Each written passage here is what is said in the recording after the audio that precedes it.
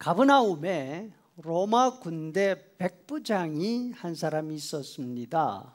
백부장이란 부하가 100명 정도인 군대 중간급 간부에 해당됩니다. 이 사람에게 종이 하나 있었는데 병에 걸려 죽게 되었습니다. 안타깝게도 이 종은 백부장에게 아주 소중한 사람이었습니다. 예수님에 관한 소문을 듣자 유대인 장로들을 예수님께로 보냅니다. 당시 로마 군대는 이스라엘 점령군이지 않습니까? 백부장은 근처에 있는 티베리아에서 파견나온 가버나움 지역 책임자였을 것이라 판단이 됩니다. 점령군 책임자와 지역 장로들, 듣기만 해도 그 관계 알 수 있지 않습니까? 사이가 좋을 리가 없지요. 그럼에도 불구하고 그 동네 장로들은 기꺼이 예수님에게로 갑니다. 장로들의 말을 들은 예수님이 그 백부장 집을 향해서 가십니다. 예수님이 곧 도착하시게 된다는 전가를 받자 백부장이 다시 사람을 보냅니다. 이번에는 자신의 친구들을 보냈습니다. 이방인인 자기 집에 예수님이 들어오시는 것을 감당할 수 없다고 합니다. 말씀만 하셔도 충분하실 것이라 말씀만 해주십시오. 예수님이 말씀을 해주십니다. 유대인들 가운데서도 이만한 믿음을 만나보지 못했다. 신부를 왔던 백부장의 친구들이 집으로 돌아갑니다. 가보니까 종이 이미 다 회복되어 있었습니다.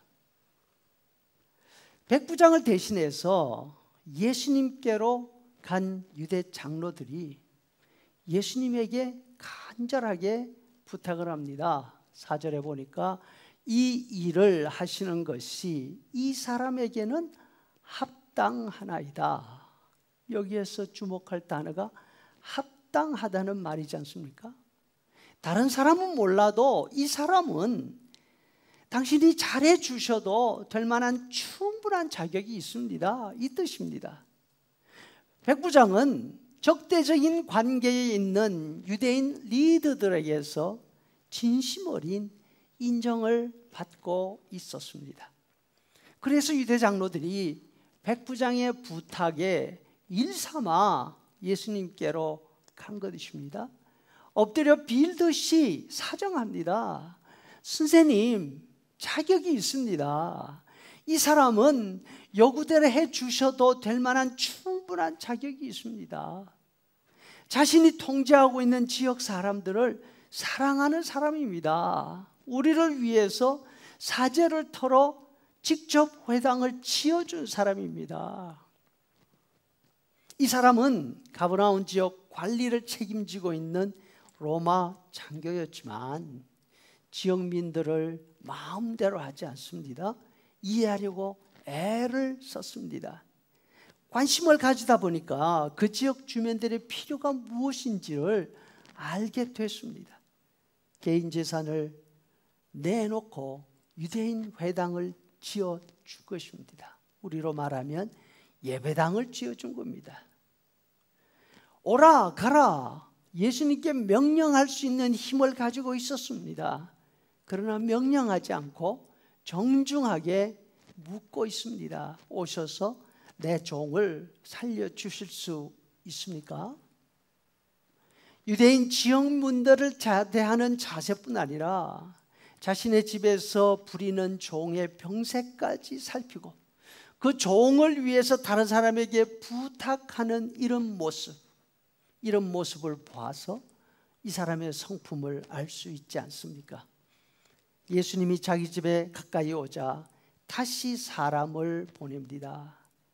예수님이 자기 집으로 들어오시는 거 자기가 감당할 수 없다고 유대인의 관습을 잘 알고 있었습니다. 최대한 존중하고 있습니다.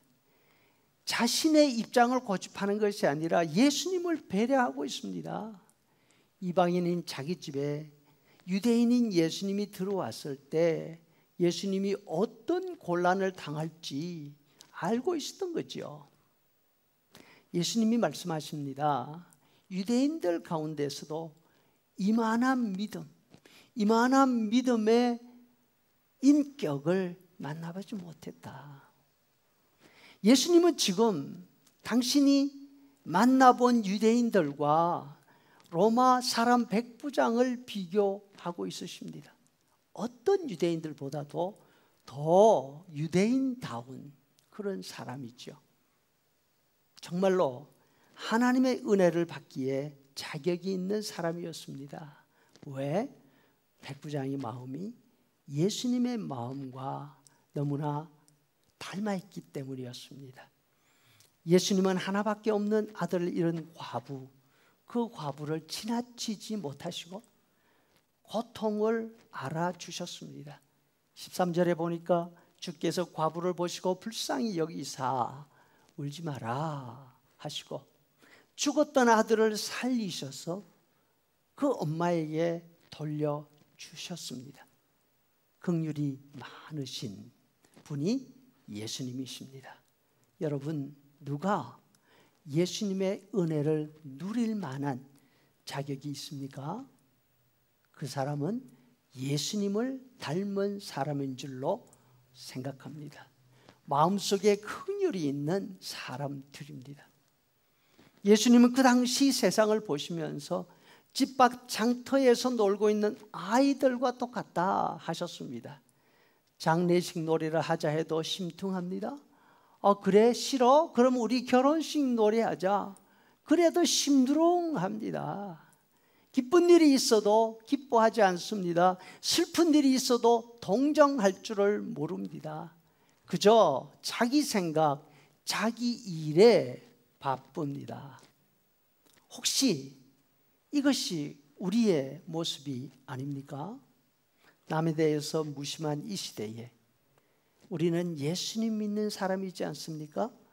예수님 믿는 사람으로 예수님의 긍휼을 닮아갈 수 있기를 소원합니다.